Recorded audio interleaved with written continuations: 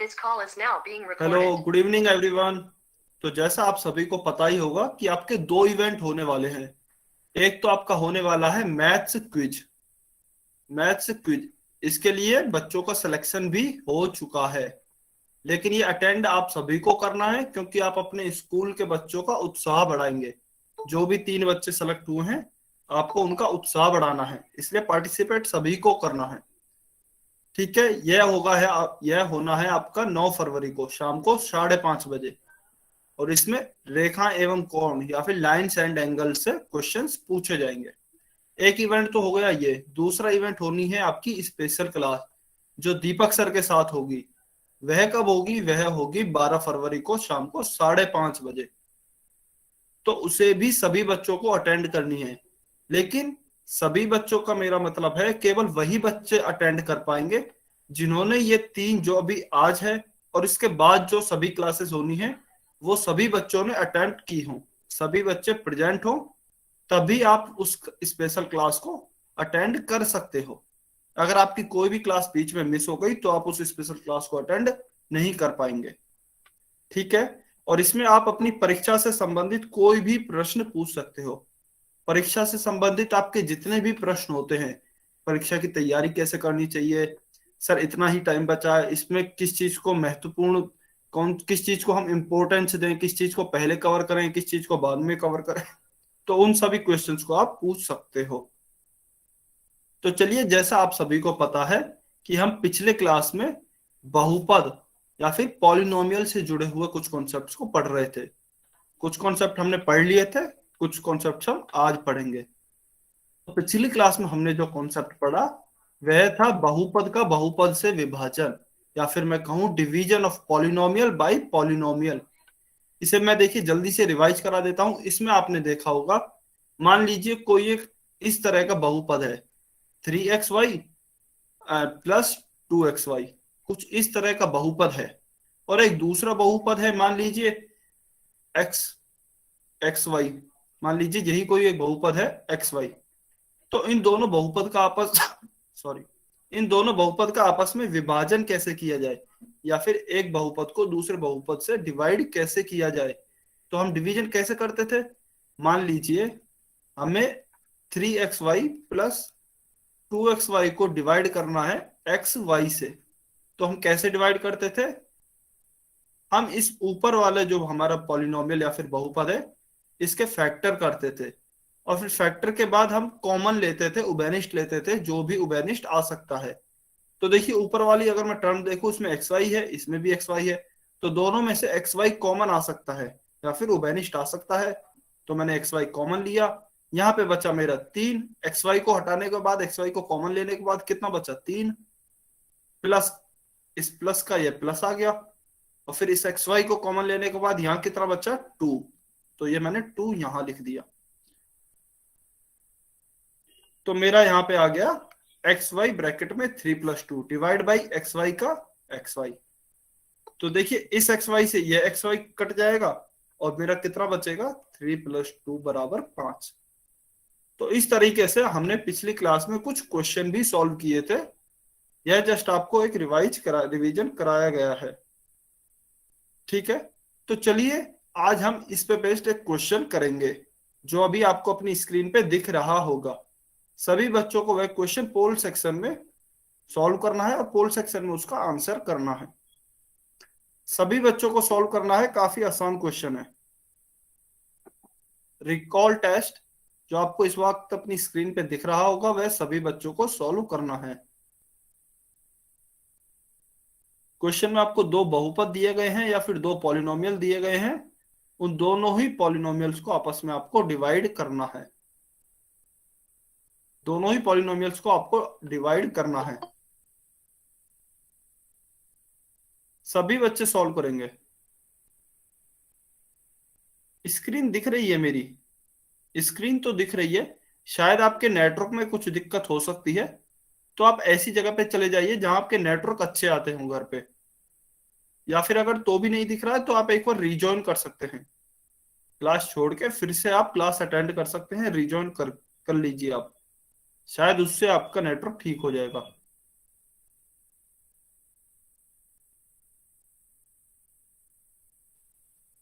बहुत बढ़िया, काफी बच्चों के आंसर आ रहे हैं, बहुत बढ़िया। जल्दबाजी में किसी बच्चे को आंसर नहीं करना है, जल्दबाजी में शायद गलती होने के चांस ज्यादा रहते हैं, इसलिए जल्दबाजी में आंसर ना करें। कुछ सेकंड और लेके कुछ सेकंड और लेके कैलकुलेशन को सही करें। कई बार जल्दबाजी में कैलकुलेशन मिस्टेक हो जाती है।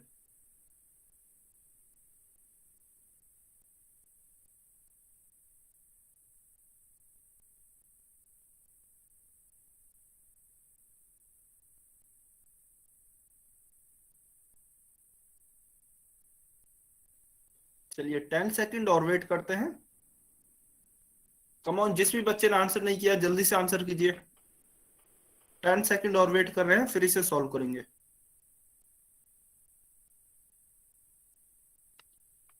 जल्दी से आंसर कीजिए। 5 सेकंड। 4, 3, 2, 1। Times up. तो चलिए अब इसे सॉल्व करते हैं। Good evening, good evening. हाँ जी, क्वेश्चन बहुत ही आसान था, बहुत बढ़िया। लेकिन कुछ बच्चों ने इसमें भी शायद गलती की है। तो देखिए उन्होंने गलती कहाँ की होगी। तो चलिए अब इस क्वेश्चन को सॉल्व करते हैं। आपको पहला पॉलिनोमियल दिया गया है 4xy, 4xy x-3 का स्क्वायर। तो देखिए इसके मैं फैक्टर करता हूं या फिर इसके गुणनखंड करता हूं। तो देखिए इस 4 को मैं लिख रहा हूं 2 × 2। फिर इसके मल्टीप्लिकेशन या फिर गुणा में xy है, तो ये xy आ जाएगा। फिर देखिए इसके गुणा में लिखा है x-3 का स्क्वायर। तो इसको मैं कैसे लिख सकता हूं? x-3 गुणा x-3, x-3 गुणा x-3। ये मैंने सेम उसी तरह से लिखा है जिस तरह से एक्स स्क्वायर को x गुणा x लिख सकते हैं, उसी तरह से x-3 स्क्वायर को x-3 गुणा x-3 लिख सकते हैं। सेम उसी तरह से ये लिखा गया है। तो ये तो हमने पहले गुणनखंड, पहले पॉलिनोमियल या फिर पहले बहुपद के गुणनखंड कर लिए। चलिए अब हम दूसरे बहुपद के गुणनखंड कर लेते हैं। तो दूसरा बहुपद हमें क्या दिया हुआ है? 2y(x-3). तो देखिए यही इसके फैक्टर होंगे, इसके ज्यादा फैक्टर नहीं हो सकते हैं। तो इसे हम ऐसे ही लिख सकते हैं 2 × y (x-3). चलिए अब इन्हें आपस में डिवाइड करते हैं या फिर विभाजन करते हैं इनका। तो देखिए इस 2 से यह 2 कैंसिल हुआ, इस y से यह y कैंसिल हुआ, और एक x-3 से दूसरा x-3 कैंसिल हो गया। तो देखिए नीचे तो कुछ नहीं बचा, नीचे तो तीनों ही कैंसिल हो गए। ऊपर क्या क्या बचा? ऊपर एक तो यह 2 बचा, तो यह 2 आ गया आपका, गुणा एक ये x बचा, तो ये x आ गया यहाँ, गुणा एक ये आपका x-3 बचा ये वाला, तो ये x-3 आ गया। तो देखिए आपका फाइनल आंसर क्या आ गया? 2x x-3। चलिए अब हम ऑप्शन में देखते हैं, तो ऑप्शन कौन सा सही है? देखिए ऑप्शन बी में यहाँ 2y है, यहाँ पे 2y है ना कि 2x है, लेकिन हमारे आंसर में 2x आया है। तो इसलिए ऑप्शन सी सही आंसर होगा, क्योंकि ऑप्शन सी 2x x-3 ही है।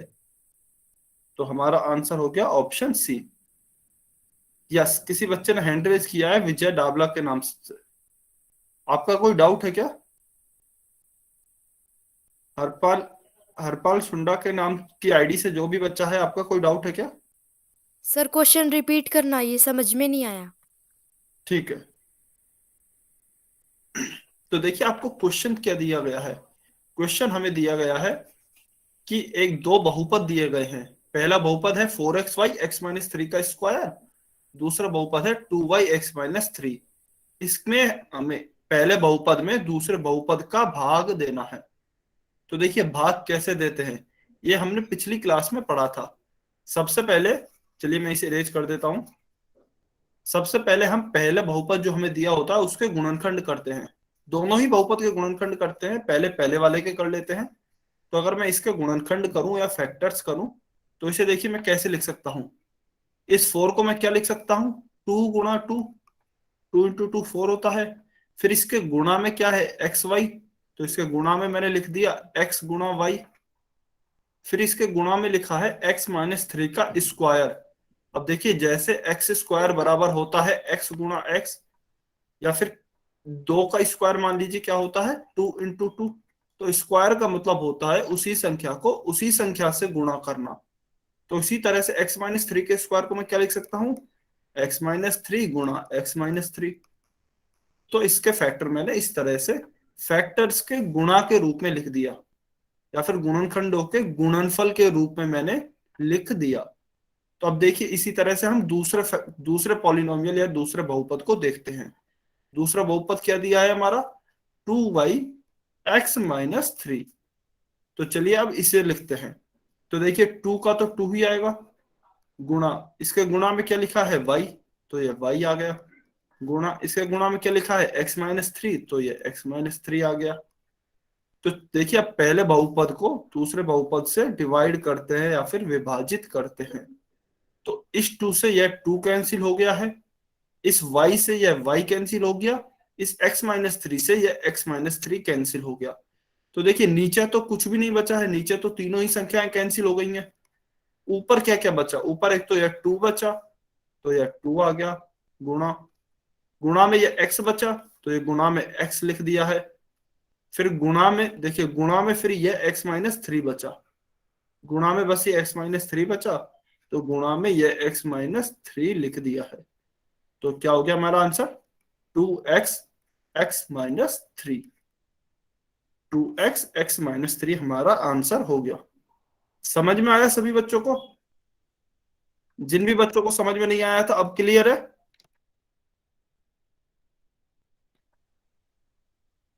हरपाल की आईडी से जो बच्चा था, हर क्लियर है? ठीक है, वेरी गुड, बहुत बढ़िया। अभी अगर यह क्लियर है तो चलिए फिर हम आज का अपना टॉपिक स्टार्ट करते हैं। तो आज का हमारा टॉपिक है बीजीय सर्व समीका, जिसे इंग्लिश में एल्जेब्रिक आइडेंटिटी भी कहते हैं, जिसे इंग्लिश में एल्जेब्रिक आइडेंटिटी कहते हैं। तो देखिए सबसे पहले हम पढ़ते हैं कि आखिर यह सर्व समीका होती क्या है, कहते किसे हैं। तो देखिए ऐसी समीका जो चर के सभी मानों के लिए सत्य होती है, जो चर के सभी मानों के लिए सत्य होती है, सर्व समीका कहलाती है।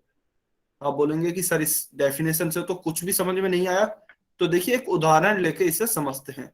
मान लीजिए हमें कुछ इस तरीके से एक चीज दी हुई है, हमें इस तरह से कुछ दिया गया है, a+2 गुणा a+3 बराबर a² + 5a + 6। हमें यह दिया गया है और हमें यह बताना है कि क्या यह सर्वसमीका है या नहीं। तो हम इसका कैसे पता लगा सकते हैं? तो इसमें देखिए चर या फिर वेरिएबल की जगह पे आप कुछ भी मान रख दीजिए, आप कुछ भी मान रख दीजिए, वह दोनों ही तरफ बराबर होनी चाहिए। उदाहरण के लिए अगर मैं बात करूं, देखिए इसे मैं दोबारा लिख रहा हूं जिससे कि अच्छे से मैं समझा पाऊं। a+2 गुणा a+3 बराबर a² + 5a + 6 आपको यह दिया गया है। तो अगर आप देखिए ध्यान से देखेंगे तो एक जो हमारा बहुपद कह लीजिए या फिर एक कोई बीजीय व्यंजक कह लीजिए, वो बराबर के इधर की साइड है, बराबर के दाहिने पक्ष में है, और एक हमारा बराबर के बाएं पक्ष में है, एक हमारा बराबर के बाएं पक्ष में है। तो देखिए जो बराबर के बाएं पक्ष में उसे हम कहते हैं लेफ्ट हैंड साइड या फिर बायां पक्ष, इसे हम कहते हैं बायां पक्ष। और जो बराबर के राइट साइड में है उसे हम कहते हैं वेरी गुड RHS, या फिर हिंदी में जिसे कहते हैं दायां पक्ष, दायां पक्ष। तो देखिए सर्व समीका को पता लगाने के लिए सबसे बढ़िया मेथड यह है कि आप चर या फिर वेरिएबल की जगह पे कोई भी मान रख लीजिए, 1 2 3 4 -1 -2.5 कुछ भी रख लीजिए। दोनों साइड लेफ्ट हैंड साइड या फिर बायां पक्ष और राइट हैंड साइड या फिर दायां पक्ष दोनों बराबर आने चाहिए। अगर दोनों बराबर हैं तो उसे हम सर्व समीका कहेंगे। तो चलिए अब हमें पता लगाना है क्या यह एक सर्व समीका है, क्या यह जो हमें दी गई है वह सर्व समीका है। तो मैं कुछ भी मान रख रहा हूं, मैं कुछ भी मान लीजिए अभी के लिए मैं a = 1 रख रहा हूं।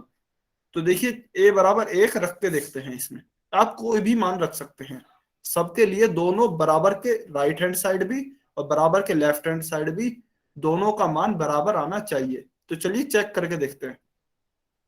देखिए लेफ्ट हैंड साइड पे मैं ए बराबर 1 रखता हूं, तो ए की जगह पर 1 रखा +2, फिर से मैंने ए की जगह पे 1 रखा +3।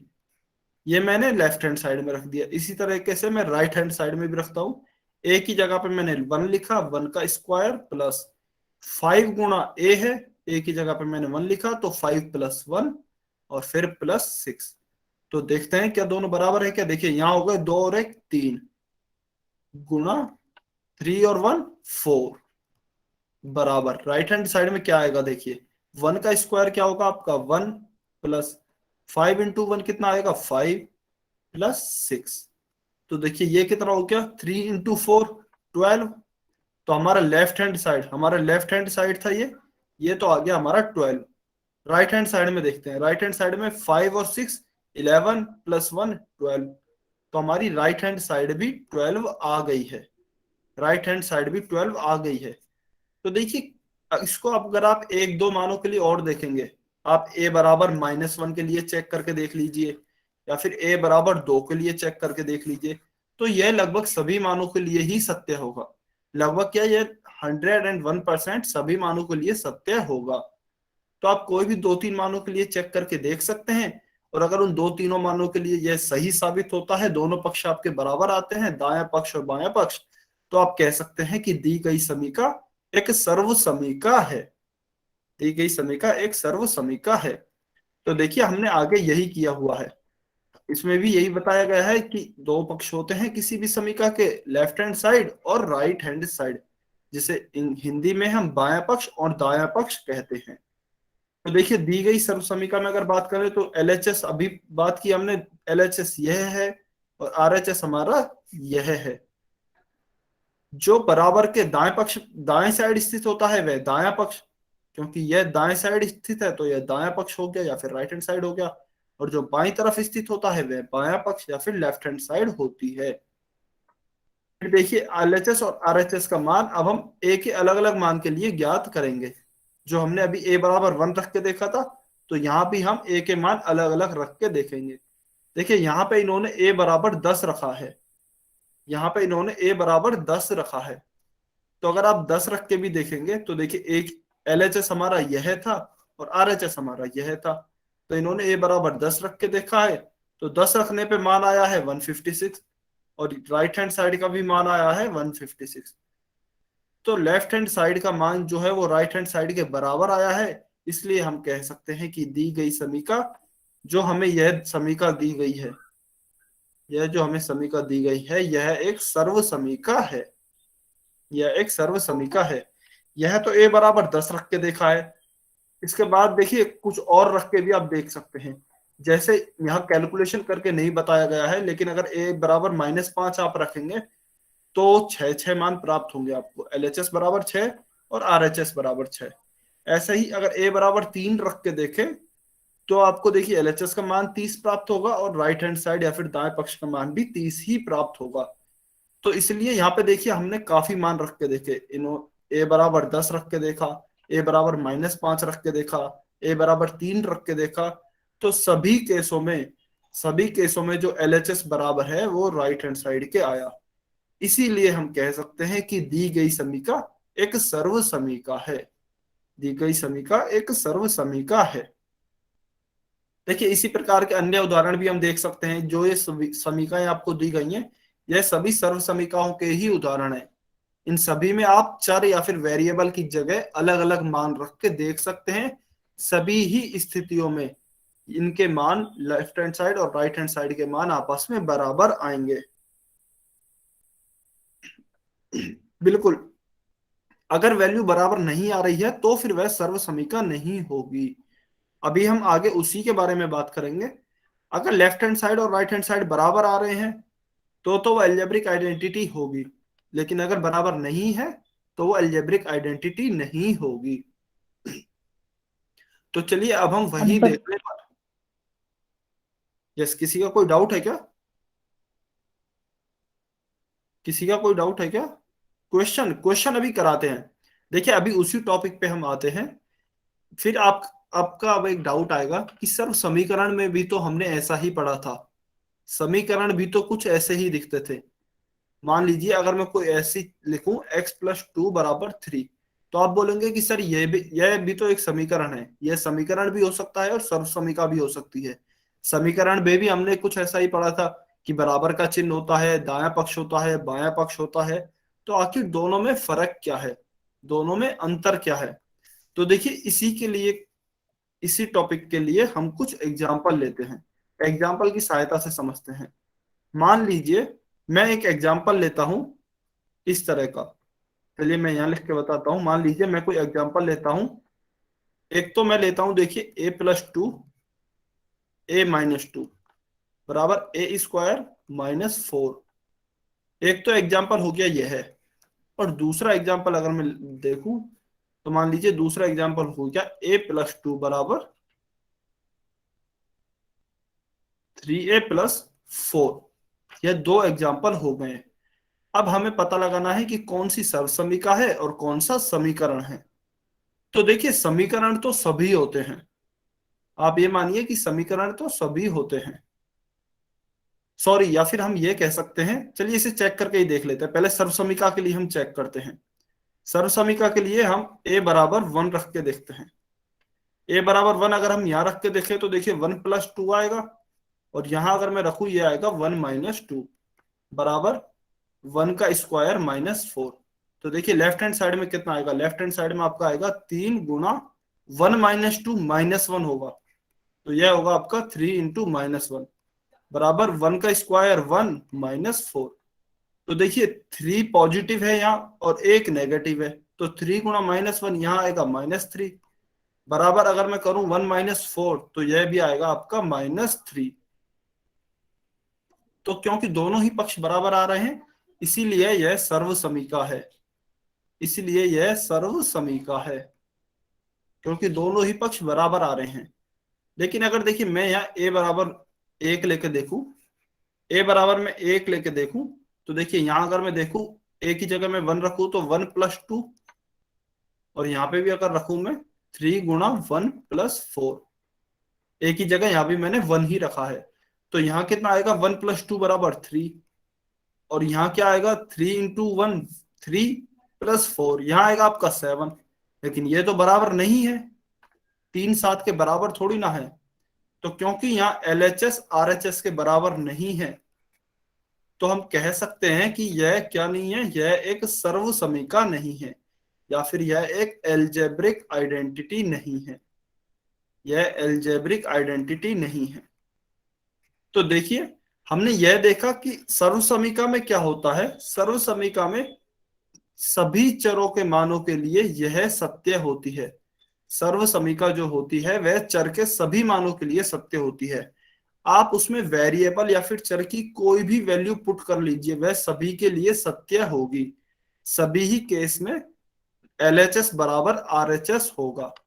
लेकिन समीकरण में यह जरूरी नहीं है, समीकरण कुछ मानों के लिए सत्य होता है, समीकरण कुछ ही मानों के लिए सत्य होता है। जैसे अगर आप इस केस में देखेंगे, सेकंड वाले केस में देखिए, इसको मैं इरेज कर रहा हूं, इसको मैं इरेज कर रहा हूं पहले वाले केस को, क्योंकि इसमें आप कुछ भी मान रख लीजिए ये हमेशा बराबर होंगे, left hand side right hand side के बराबर होगी, इसलिए यह सर्वसमीका है, इसलिए यह सर्वसमीका है। लेकिन अगर मैं दूसरे वाले केस की बात करूं, जो दूसरा एग्जाम्पल हमने लिया था, तो उसमें देखिए अभी हमने रख के देखा 1 = 1, तो उसमें तो लेफ्ट हैंड साइड और राइट हैंड साइड बराबर नहीं आई थी। लेकिन अभी अगर मैं कुछ और मान रख के देखूं, अभी अगर मैं कुछ और मान रख के देखूं तो शायद बराबर आ जाए। a बराबर मानिए -1 में रख के देखता हूं, चलिए -1 रख के देखते हैं। तो a की जगह मैंने रखा -1 + 2 बराबर 3 × -1 + 4। तो देखिए यहां कितना बचा, -1 + 2, या फिर मैं ये कह सकता हूं 2 में से 1 गया तो 1, और यहां कितना हुआ 3 × -1 -3 + 4। तो देखिए यहाँ तो 1 ही है, तो यहाँ भी वही आया -3 + 4, यह बचेगा आपका 1। तो देखिए इसमें दोनों बराबर आ गए। तो हम यह नहीं कह सकते कि यह सभी मानों के लिए सत्य है, मतलब कि a = 1 के लिए तो लेफ्ट हैंड साइड और राइट हैंड साइड बराबर नहीं आई, लेकिन a बराबर -1 के लिए ये दोनों बराबर आ गई हैं। तो हम यह कह सकते हैं कि यह जो लिखी हुई है, यह कुछ मानों के लिए तो सत्य है और कुछ चर के मानों के लिए यह सत्य नहीं है। तो क्योंकि यह सभी मानों के लिए सत्य नहीं है, इसलिए यह सर्वसमीका नहीं है या फिर एल्जेब्रिक आइडेंटिटी नहीं है। यह एक इक्वेशन है या फिर यह एक समीकरण है। तो मेन डिफरेंस दोनों में क्या आया? मेन डिफरेंस यह है कि जो सर्वसमीका या फिर एल्जेब्रिक आइडेंटिटी होती है, उसमें आप वेरिएबल या फिर चर का कोई भी मान रख लीजिए, वह सबके लिए ही बराबर होती है। लेकिन जो आपकी इक्वेशन या समीकरण होती है, वह जरूरी नहीं है कि सभी के लिए सत्य हो, वह केवल कुछ ही मानों के लिए सत्य होती है। वह वेरिएबल के कुछ ही मानों के लिए सत्य होती है। तो अभी आप इसका स्क्रीनशॉट ले सकते हैं और आपको यह होमवर्क रहेगा कि आपको चेक करके देखना है। देखिए, आपको समीकरण के दो उदाहरण दिए गए हैं। इसमें अगर आप और कुछ मान रखेंगे एक ही जगह पे, मान लीजिए 10 और -13 के अलावा, 10 और -13 के अलावा अगर आप कुछ भी और मान रखेंगे, तो यह बात हमेशा सत्य नहीं होगी। और नीचे वाली जो सेकंड इक्वेशन है, इसमें a बराबर 0 के अलावा कुछ और मान रख के देखिए, उसके लिए भी यह सत्य नहीं होगी। क्योंकि यह सभी मानों के लिए सत्य नहीं है, इसलिए यह समीकरण है। और जो आपको यह दी हुई है, इनमें आप कुछ भी मान रख के देखिए, ए का कुछ भी मान रख के देखिए, यह हर केस में सत्य होगी। तो इसलिए यह सर्वसमीका है या फिर एल्जेब्रिक आइडेंटिटी है। क्लियर है ये बात कि इक्वेशन, काफी बच्चों को कंफ्यूजन होता है कि सर इक्वेशन और ये एल्जेब्रिक आइडेंटिटी लगती तो सेम ही है, दिखती तो सेम ही है। सभी को क्लियर है कि इनमें डिफरेंस क्या होता है? कमेंट में बताएंगे सभी बच्चे।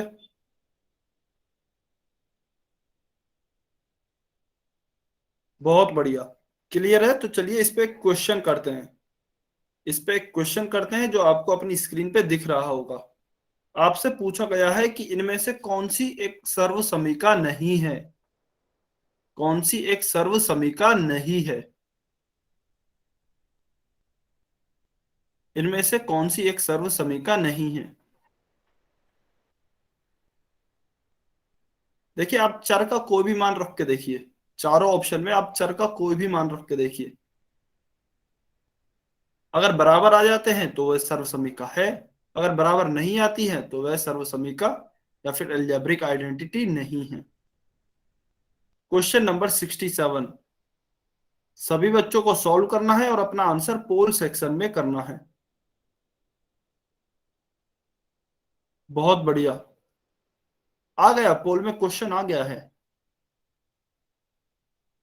बहुत बढ़िया।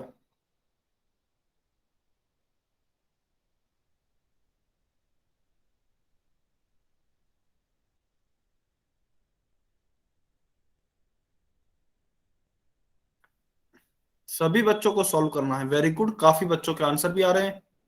बहुत बढ़िया।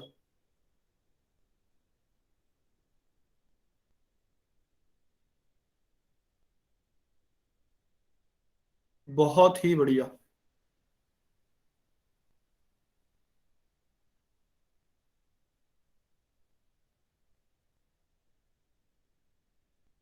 जल्दी से सॉल्व करेंगे, सभी बच्चे सॉल्व करेंगे।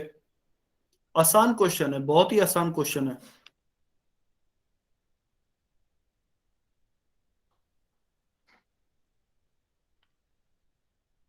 अगर आप ऑप्शंस को ध्यान से देखेंगे, अगर आप ऑप्शंस को ध्यान से देखेंगे तो आपको देखते ही पता लग जाएगा। आपको इनफैक्ट सॉल्व करने की भी जरूरत नहीं पड़ेगी, आपको देखते ही पता लग जाएगा कि कौन सी सर्वसमीका नहीं है। 1 मिनट और वेट करते हैं, 1 मिनट में इसे सॉल्व करेंगे।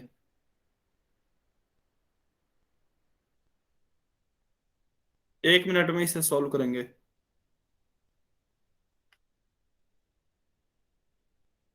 वैसे काफी बच्चों के आंसर आ चुके हैं। 4 से 5 बच्चे हैं जिन्होंने अभी आंसर नहीं किया है।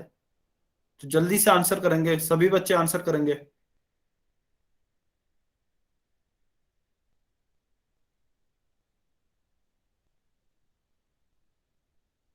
30 सेकेंड, 30 सेकेंड और वेट करते हैं, फिर इसे सॉल्व करेंगे। 30 सेकेंड है आपके पास। जिस भी बच्चे ने आंसर नहीं किया है जल्दी से आंसर कीजिए।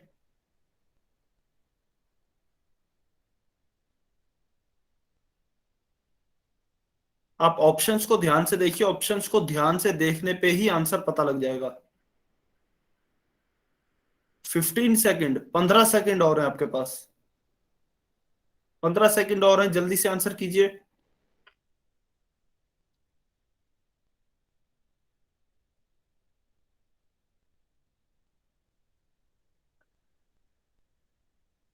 5, 4, 3, 2, 1।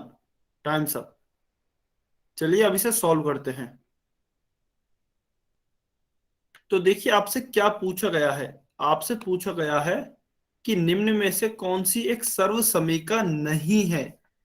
Not an identity. यहाँ पे वैसे होना चाहिए था एल्जेब्रिक आइडेंटिटी, पर ठीक है। जिनमें में से कौन सी एक सर्वसमीका नहीं है। तो देखिए अभी हमने पढ़ा कि सर्वसमीका का मान तो सभी मानों के लिए बराबर होता है। सर्वसमीका में जो लेफ्ट हैंड साइड और राइट हैंड साइड होती हैं वो चर के सभी मानों के लिए बराबर होती हैं। तो हमें ऐसा ऑप्शन देखना है जिसमें हम चर का कोई भी मान रखें और वो आपस में बराबर नहीं हो। क्योंकि अगर बराबर हो गए तो सर्वसमीका हो जाएगी ना। तो कोई भी चर का मान रखने पे दोनों पक्ष बराबर नहीं होने चाहिए। तो देखिए ऑप्शंस को अगर आप थोड़ा सा ध्यान से देखोगे तो ऑप्शन सी की अगर मैं बात करूं, अगर मैं ऑप्शन सी की बात करूं तो देखिए ऑप्शन सी में आपको दिया हुआ है 2x, x+5 बराबर 12। अच्छा, जो बच्चे ऑप्शन ए आंसर बता रहे हैं उन्होंने शायद क्वेश्चन को गलत पढ़ लिया है। आपको बताना है कि कौन सी एक सर्वसमीका नहीं है। आपको यह नहीं बताना है कि कौन सी एक सर्वसमीका है, आपको बताना है कि कौन सी एक सर्वसमीका नहीं है। इसलिए मैं बोलता हूं हमेशा कि क्वेश्चंस को ध्यान से पढ़ा कीजिए कि क्या पूछा गया है आखिर में। तो सर्वसमीका नहीं होने के लिए दोनों पक्ष, लेफ्ट हैंड साइड और राइट हैंड साइड, दोनों पक्ष अलग अलग होने चाहिए, समान नहीं होने चाहिए। अब अगर आप ऑप्शन सी को ध्यान से देखोगे तो ऑप्शन सी में देखिए मैं एक्स की जगह पे कुछ भी लिखूं, एक्स की जगह पे मैं कुछ भी लिखूं तो क्या राइट हैंड साइड या फिर दाएं पक्ष में कुछ भी फर्क पड़ेगा? कुछ भी फर्क नहीं पड़ेगा क्योंकि यहाँ तो एक्स है ही नहीं। तो देखिए यह तो फिक्स ही हो गया 12। 12 में कुछ फर्क पड़ेगा ही नहीं। लेकिन हाँ दाएं पक्ष में जरूर फर्क पड़ता रहेगा। दाएं पक्ष में तो मान लीजिए एक्स की जगह मैं 2 लिखूं तो कुछ और मान आ जाएगा मेरा। दो, अगर 2 की जगह पे फिर 3 लिखूं तो कुछ और मान आ जाएगा। और एक्स की जगह पे अगर 4 लिखूं तो कुछ और मान आ जाएगा। लेकिन 12 तो यहाँ पे फिक्स ही रहेगा, 12 तो चेंज ही नहीं होगा। इसका मतलब हो यह है कि दोनों ही पक्षों में अलग अलग मान आएंगे। इसमें इसमें दोनों ही पक्षों में कहीं ना कहीं अलग अलग मान आएंगे। तो जहां भी दोनों पक्षों में अलग अलग मान आ गए तो इसका मतलब यह है कि यह हमारी सर्वसमीका नहीं है। यह हमारी सर्वसमीका नहीं है। अभी आपके पास एक मेथड वह भी है कि आप चारों ऑप्शंस में कुछ कुछ वैल्यूज या फिर मान रख के चेक कर लीजिए। वह देखिए थोड़ा लंबा मेथड है। वह थोड़ा लंबा मेथड है क्योंकि आपको चारों ही ऑप्शंस में कुछ कुछ मान रख के चेक करना पड़ेगा। लेकिन अगर आप ऑप्शंस को ध्यान से देखोगे तो ऑप्शंस में आप थोड़ा सा दिमाग लगाइए कि देखिए राइट हैंड साइड पे तो कुछ लिखा ही नहीं है, एक्स ही नहीं है या फिर चर ही नहीं है। तो इसका मान तो हमेशा 12 रहने वाला है। लेकिन वाई में अगर हम एक्स की वैल्यू अलग अलग रखेंगे, सॉरी अगर हम लेफ्ट हैंड साइड में एक्स की वैल्यू अलग अलग रखेंगे तो इसके मान भी हमें डिफरेंट प्राप्त होंगे। तो इस वजह से तो लेफ्ट हैंड साइड और राइट हैंड साइड अलग अलग हो जाएंगी और यह हमारी सर्वसमीका नहीं कहलाएगी या फिर एक आइडेंटिटी नहीं कहलाएगी। तो इसलिए क्या ऑप्शन होगा? ऑप्शन सी हमारा इसका सही आंसर होगा। सभी बच्चों को क्लियर है कि हमने बिना देखी इसमें बिना कैलकुलेशन के बिना मान रख के हमने ऑप्शन देख के ही बता दिया। सभी बच्चों को क्लियर है कि ये कैसे हुआ? बहुत बढ़िया, बहुत बढ़िया। तो यह समझ में आना चाहिए था कि राइट हैंड साइड में मान चेंज नहीं होगा जबकि लेफ्ट हैंड साइड में मान बदलते रहेंगे। बहुत बढ़िया। देखिए सभी बच्चों को यह क्लियर है, तो चलिए सर सी ऑप्शन में इसका अगर आंसर हो 1 गया है रखेंगे ऑप्शन तो ए। हो जाएगा सेटिस्फाई। यस, सी ऑप्शन में अगर आप 1 रखोगे तो बिल्कुल सेटिस्फाई हो जाएगा, लेकिन यह केवल 1 के लिए ही, 1 के लिए और कोई एक ऑप्शन के लिए और सही होगा। लेकिन सर्व समीकरण तो हमारी वह होती है जो सभी मानों के लिए सत्य हो। जैसे अगर आप जब चेक करोगे ना, तो ऑप्शन ए, ऑप्शन बी और ऑप्शन डी, ये आपकी सर्व समीकरण या फिर आइडेंटिटी है। तो इनमें आप कुछ भी मान रखो, यहाँ पे एक ही जगह आप कुछ भी रखो, तो यह हमेशा ही बराबर होगा। 1 2 3 4 कुछ भी रखो। लेकिन अगर आप ऑप्शन सी में देखोगे, तो ऑप्शन सी में केवल ये x-1 के लिए बराबर हो रहा है और एक और किसी x के मान के लिए बराबर होगा।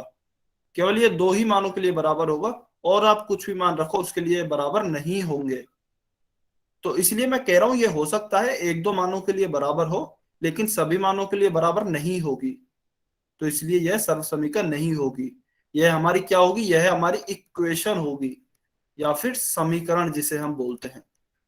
क्योंकि यह सभी मानों के लिए बराबर नहीं है, इसके पक्ष, दाएं पक्ष और बाएं पक्ष, इसलिए यह हमारा समीकरण होगा, ना कि सर्व समीकरण। ठीक है, तो चलिए अब हम अपना एक और टॉपिक पढ़ते हैं। हमारा अगला टॉपिक है एल्जेब्रिक सर्व समीकरण फर्स्ट, या फिर बीजीय सर्व समीकरण 1, या फिर एल्जेब्रिक आइडेंटिटी फर्स्ट। तो देखिए अब है ना, कुछ एक स्टैंडर्ड सर्व समीकरण हैं जो आपको याद होनी चाहिए। कुछ एक बीजीय सर्व समीकरण हमारी स्टैंडर्ड है जो हमें याद होनी चाहिए, उनका बहुत ही ज्यादा यूज आता है। तो देखिए पहली कौन सी है? पहली है आपकी यह है जो आपको दी गई है, ए प्लस बी का होल स्क्वायर। इसे बोलते कैसे हैं? ए प्लस बी का होल स्क्वायर बराबर पहली संख्या का स्क्वायर, मतलब ए स्क्वायर, प्लस ऐसे भी बोल सकते हैं आप दूसरी संख्या का स्क्वायर, बी स्क्वायर, प्लस 2 गुणा पहली संख्या गुणा दूसरी संख्या। तो ये क्या आ जाएगा? A square plus B square plus 2ab। तो देखिए, या फिर इस 2ab को अगर मैं आगे लिखूं, बी स्क्वायर को इसे आप कैसे भी इधर उधर लिख सकते हैं। तो इसे ऐसे भी लिख सकता हूं मैं, A square plus 2ab plus B square. जैसा भी आपका मन करे आप लिख सकते हैं, लेकिन यह बहुत ही ज्यादा इंपॉर्टेंट है। तो आपको हाल किसी भी कंडीशन में यह याद रखनी है। ए प्लस बी का होल स्क्वायर बराबर A square plus 2ab plus B square. तो देखिए यह आई कैसे, यह आई कैसे, यह भी बहुत ही आसान है। आया कैसे? तो देखिए इसके हम फॉर्मूले की, इसके डेरिवेशन की बात करते हैं कि सर ये आखिर आई कैसे। तो देखिए मैं यहाँ करके दिखाता हूँ। यहाँ हमें दिया है ए प्लस बी का स्क्वायर। तो देखिए इसे मैं ऐसे तो लिख ही सकता हूँ, ए प्लस बी गुणा ए प्लस बी। स्क्वायर का यही मतलब होता है कि उसी संख्या को उसी संख्या से गुणा करना। तो देखिए ये मैंने इस तरह लिख दिया। अब अगर आप ध्यान से देखोगे तो इस तरह की चीज तो हमने पढ़ी हुई है। यह है बीजीय व्यंजकों को का गुणन, या फिर मल्टीप्लिकेशन ऑफ एल्जेब्रिक एक्सप्रेशन। यह तो हमने पढ़ा हुआ है। तो देखिए जल्दी से अब हम गुणा करके देखते हैं।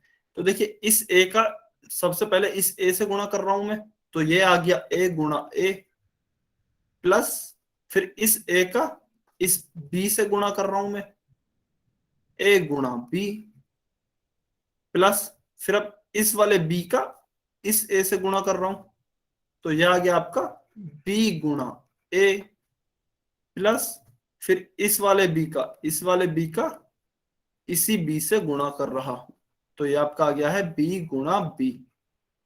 ये आ गया है आपका बी गुणा बी। या फिर अगर और सिंपल फॉर्मेट में मैं लिखूं, और सिंपल अगर फॉर्मेट में मैं लिखूं, तो देखिए इसे मैं इस तरह से भी लिख सकता हूं।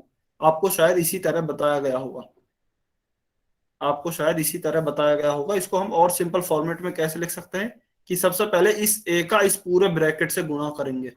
तो मैं कैसे लिख सकता हूं? ए गुणा ए प्लस बी, फिर अब इस संख्या का इस पूरे ब्रैकेट से गुणा करेंगे, मैं लिख सकता हूं प्लस बी गुणा ए प्लस बी। अब देखिए इनका आपस में गुणन करते हैं।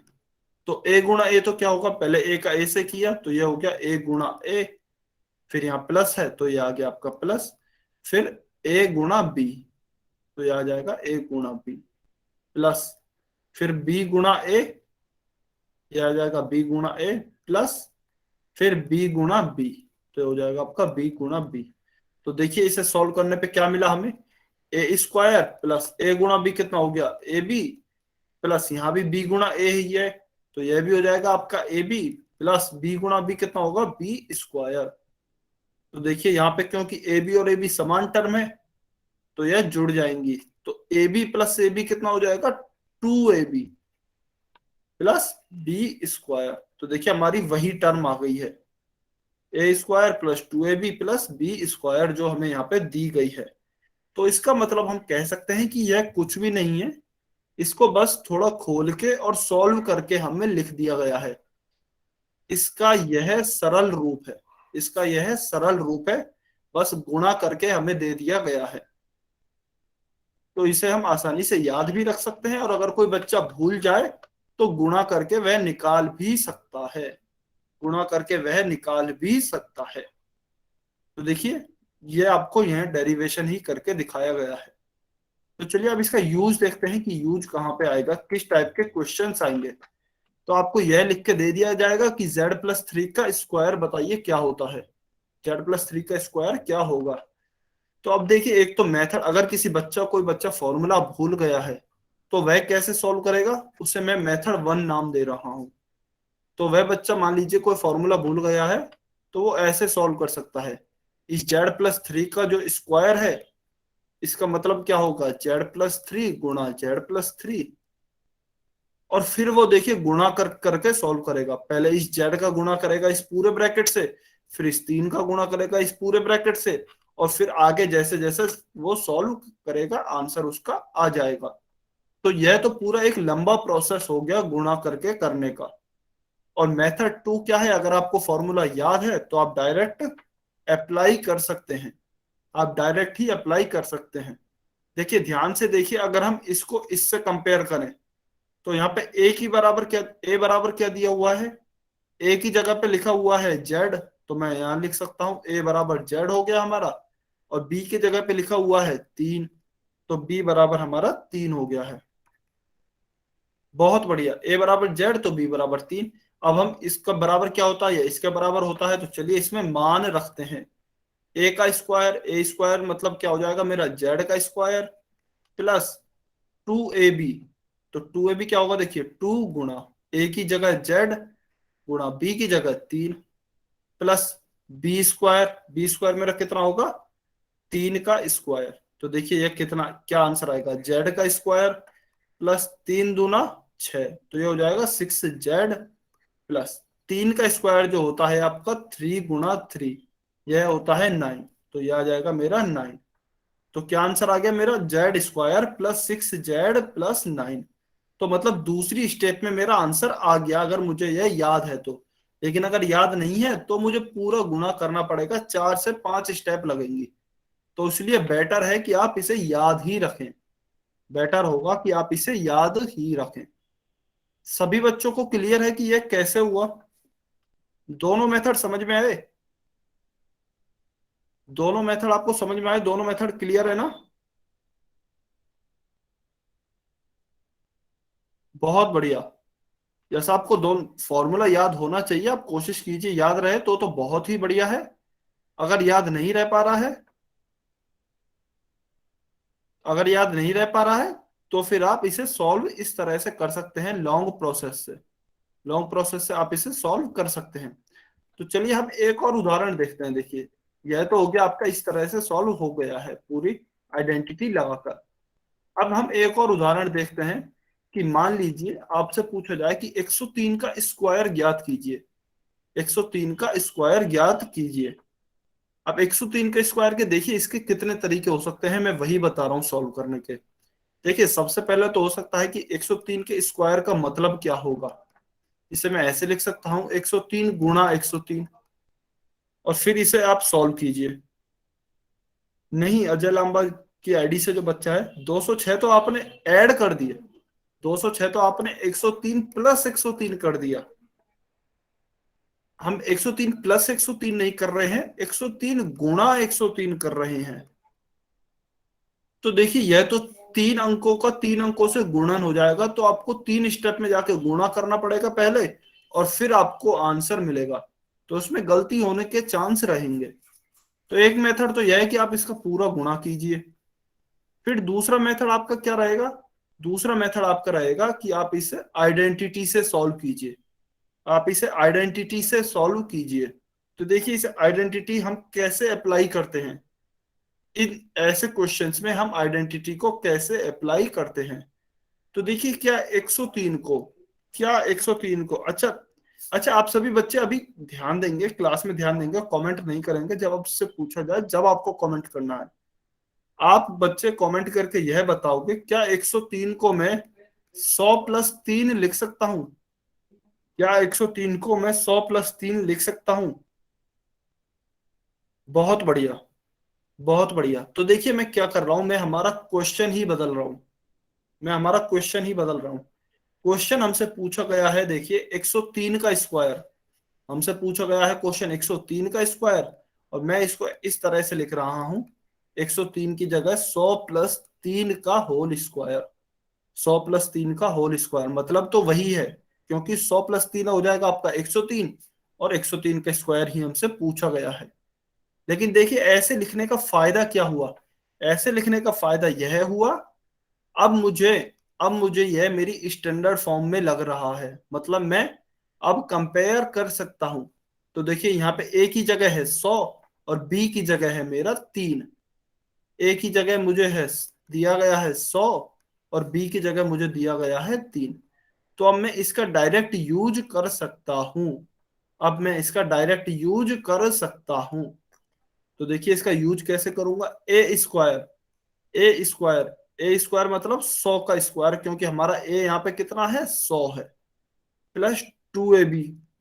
तो 2ab कितना होगा, 2 गुणा ए, ए मुझे दिया है 100 गुणा बी, बी कितना दिया है 3, तो यह आ गया, प्लस बी का स्क्वायर, बी मुझे दिया है 3, तो यह हो जाएगा मेरा 3 का स्क्वायर।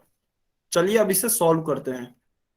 तो देखिए 100 का स्क्वायर क्या होता है, 100 का स्क्वायर अगर आप देखोगे 100 गुणा 100, तो देखिए 2 जीरो इसमें है, 2 जीरो इसमें है, तो टोटल 4 जीरो हो गई। तो 1 2 3 4, 4 जीरो लिख दी हमने। और फिर 1 इंटू 1 क्या बचेगा, 1 इंटू 1 क्या बचेगा, 1। तो यह हो गया 1। तो 100 इंटू 100 या फिर 100 का स्क्वायर मेरा कितना आ गया, 10,000। तो यह मेरा आ गया है 10,000 या फिर 10,000। यह आ गया है मेरा 10,000 या फिर 10,000। फिर अगर इसे आगे सॉल्व करें तो देखिए 2 इंटू 3, पहले मैं 2 इंटू 3 को सॉल्व कर रहा हूं। 2 इंटू 3 मेरा हो जाएगा 6, और 6 इंटू 100, तो ये आ जाएगा 6 इंटू 100 बराबर 600 या फिर 600। यह हो गया 600, प्लस 3 का स्क्वायर कितना आ गया 9। तो देखिए अब इन्हें आपस में जोड़ लेंगे। इन्हें जब आप जोड़ोगे 10,000, 600 और 9, तो देखिए ये कितना आएगा, ये आएगा आपका 90601। तो ये आ गया है आपका 10609। तो देखिए ये आसानी से आ गया है, मतलब मेरा दूसरी तीसरी स्टेप में आ गया है। लेकिन अगर आप इसको मल्टीप्लाई करोगे, 103 गुणा 103 करोगे, तो उसमें गलती होने के चांस काफी होते हैं। और अगर क्वेश्चन आपको इस तरह से दे दिया गया कि 103 का स्क्वायर सर्वसमीका की सहायता से हल कीजिए, 103 का स्क्वायर सर्वसमीका की सहायता से हल कीजिए, तो फिर आपको इसी ही मेथड से करना है। तो फिर आपको इसी ही मेथड से सॉल्व करना है, किसी और मेथड से सॉल्व नहीं करना है, अदरवाइज आपको मार्क्स नहीं मिलेंगे। सभी बच्चों को क्लियर है कि यह कैसे यूज हुआ? सभी बच्चों को क्लियर है ना यह कैसे यूज हुआ? बहुत बढ़िया, बहुत बढ़िया। अगर सभी बच्चों को यह क्लियर है, अगर सभी बच्चों को यह क्लियर है, तो चलिए आज की आपकी क्लास हम यहीं खत्म करते हैं। आपकी आज की क्लास यहीं खत्म करते हैं। और अभी कोई भी बच्चा यूज नहीं, अभी कोई भी बच्चा क्लास छोड़ के नहीं जाएगा, होमवर्क अभी देना है। अभी कोई भी बच्चा, अच्छा क्वेश्चंस करने हैं। मुझे लग रहा था कि शायद क्वेश्चन नहीं हो पाएंगे, चलिए फिर इसका एक क्वेश्चन कर लेते हैं। बच्चे डिमांड कर रहे हैं तो इसका एक क्वेश्चन कर लेते हैं। इसका एक क्वेश्चन कर लेते हैं, क्वेश्चन नंबर 68। चलिए ठीक है, क्वेश्चन नंबर 68 एक क्वेश्चन हम कर लेते हैं।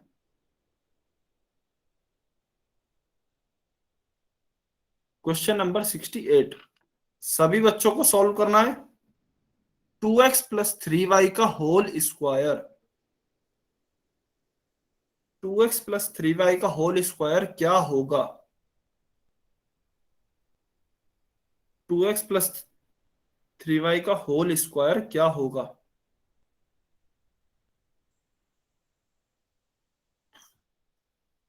ध्यान से सॉल्व करना है। गलती होने के कई बार कैलकुलेशन में चांस होते हैं। क्वेश्चन तो आसान ही है, क्वेश्चन तो बहुत आसान है, लेकिन कई बार कैलकुलेशन में जल्दबाजी में गलती होने के चांस होते हैं।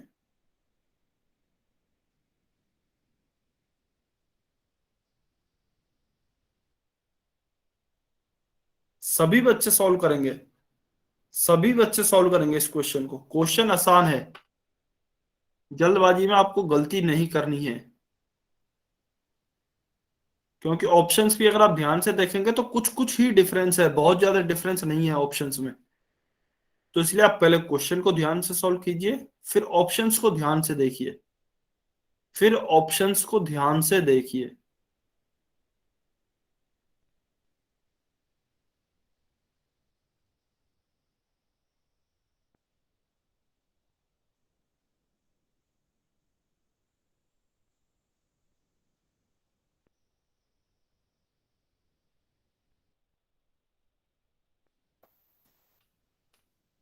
अच्छा, कोई मैं कमेंट सेक्शन बंद कर रहा हूं, सभी को पोल सेक्शन में आंसर करना है, सभी बच्चों को पोल सेक्शन में आंसर करना है।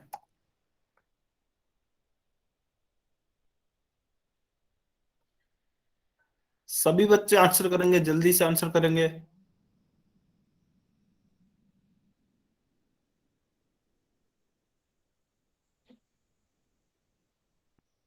सभी बच्चे आंसर करेंगे। 40 सेकेंड, 40 सेकेंड और हैं आपके पास।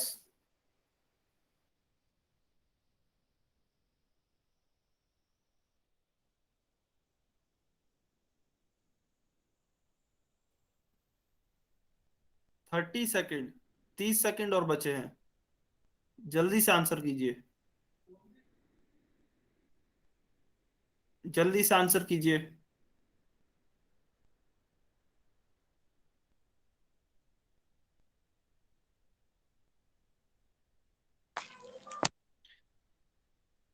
20 सेकेंड, 20 सेकेंड और बचे हैं,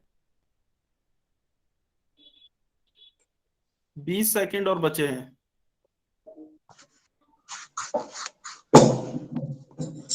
नीलम की आईडी से जो भी बच्चा है अपने आप को म्यूट पे कर लीजिए।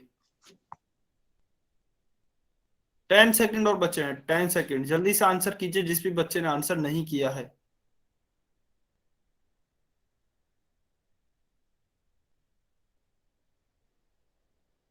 5 सेकेंड, 5, 4, 3, 2, 1।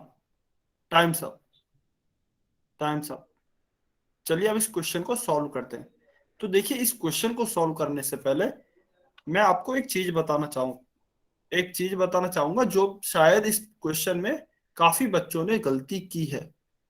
तो देखिए, अगर आपसे पूछा जाए कि 2x का स्क्वायर क्या होता है, देखिए यह दो अलग अलग चीजें होती हैं, पहले आप ये समझिए।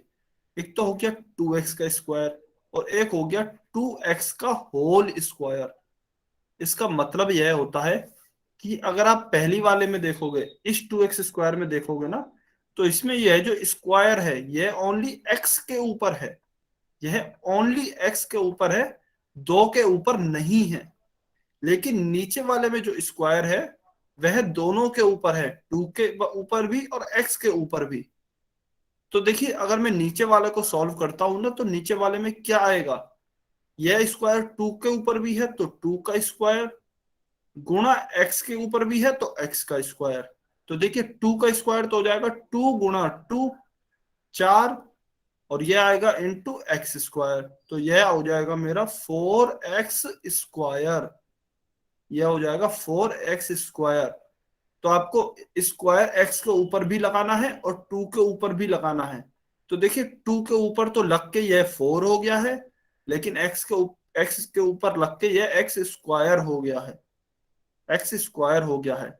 सेम इसी तरीके से मान लीजिए अगर मैं बात करूं, मेरे पास कोई संख्या है 5y, 5y का स्क्वायर, तो देखिए इसका आंसर क्या आएगा, इसका आंसर आएगा मेरा 5 का स्क्वायर इंटू वाई का स्क्वायर, क्योंकि ये होल स्क्वायर है, इस पूरे ब्रैकेट या फिर इस पूरे कोष्ठक पे स्क्वायर है। तो देखिए इसका आंसर होगा मेरा 5 का स्क्वायर क्या होगा, 5 × 5, 5 5 सा 25, और फिर आएगा मेरा y का स्क्वायर। तो यह चीज आपको ध्यान रखनी है, ध्यान से देखना है कि क्या पूरे ब्रैकेट पे स्क्वायर है या फिर खाली उस चर या फिर वेरिएबल पे स्क्वायर है। ठीक है, तो चलिए अब हम क्वेश्चन पे आते हैं। अब अगर आप ध्यान से देखेंगे तो अगर हम हमारी जो स्टैंडर्ड आइडेंटिटी होती थी, मैं पहले वह लिख लेता हूं, हमारी स्टैंडर्ड आइडेंटिटी होती थी a+b का होल स्क्वायर। देखिए यहां भी कोष्टक पे स्क्वायर है, तो देखिए आएगा पूरे a पे स्क्वायर प्लस 2ab प्लस पूरे b पे स्क्वायर। तो देखिए अगर मैं इसको इस 2x+3y के होल स्क्वायर को इससे कंपेयर करूं, तो हम a और b के मान देख लेते हैं पहले। तो देखिए a का मान जो मेरा आएगा वह आएगा 2x, क्योंकि a की जगह पे यहाँ यह पूरा लिखा हुआ है, तो a की जगह मेरा मान आ गया 2x, y की जगह मेरा मान सॉरी y की जगह नहीं b की जगह, तो b की जगह मेरा मान कितना आएगा, b की जगह मेरा मान आएगा 3y, क्योंकि यह यहाँ पूरा लिखा हुआ है, तो यह आएगा मेरा 3y। a की जगह मेरा आ गया है 2x और y की जगह मेरा आ गया है 3y।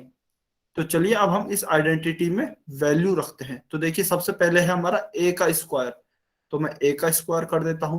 तो a के स्क्वायर में देखिए अब आप ये गलती मत कीजिए कि आप 2x का स्क्वायर लिख दे, नहीं है, गलत हो जाएगा, क्योंकि यहाँ पे पूरे 2x का स्क्वायर नहीं हुआ है, यहाँ केवल x का स्क्वायर हुआ है। तो आपको ध्यान क्या रखना है, आपको ध्यान यह रखना है कि आपको पहले पूरे 2x का स्क्वायर करना है, क्योंकि यहाँ पूरे a पे स्क्वायर है, यहाँ पूरे a पे स्क्वायर है, इसलिए आपको पूरे 2x पे स्क्वायर करना है। जतिन के नाम से जो भी बच्चा है आप अपने आप को म्यूट पे कर लीजिए, जतिन की आईडी से और सरिता की आईडी से। तो चलिए यहाँ पे हमारा a का स्क्वायर हो गया है। अब हम 2ab करते हैं, प्लस 2 इंटू a कितना है, a 2x है, तो a की जगह 2x लिखा। फिर b हमारा कितना है, b 3y है, तो b की जगह 3y लिखा, प्लस फिर से देखिए b का स्क्वायर है, तो b कितना है हमारा यहाँ पे 3y है, तो b की जगह फिर पूरा 3y का स्क्वायर करेंगे। तो देखिए अब 2x स्क्वायर कितना होता था, ये हमने अभी पढ़ा था जस्ट, ये होता है हमारा 4x स्क्वायर, प्लस देखिए 2 इंटू 2 4, 4 इंटू 3 12, तो यह तो आ गया 12, बचा क्या, एक तो x बचा, तो एक x आ गया, एक y बचा, तो एक y आ गया, तो यह हो गया हमारा 12xy। ये पूरा देखिए अगर आप इसको ध्यान से देखेंगे, यह जो पूरा है, तो यह एक पदी का एक पदी से गुणन है, यह हम ऑलरेडी पहले पढ़ चुके हैं, इसलिए यहां मैंने यह थोड़ा जल्दी किया है। प्लस 3y का होल स्क्वायर हो क्या होगा, 3y का होल स्क्वायर भी वही होगा, देखिए 3 का स्क्वायर गुणा y का स्क्वायर, 3 का स्क्वायर होगा आपका 9 गुणा y का स्क्वायर, y का स्क्वायर, तो यहाँ आ जाएगा आपका 9y स्क्वायर, और यही मेरा आंसर होगा।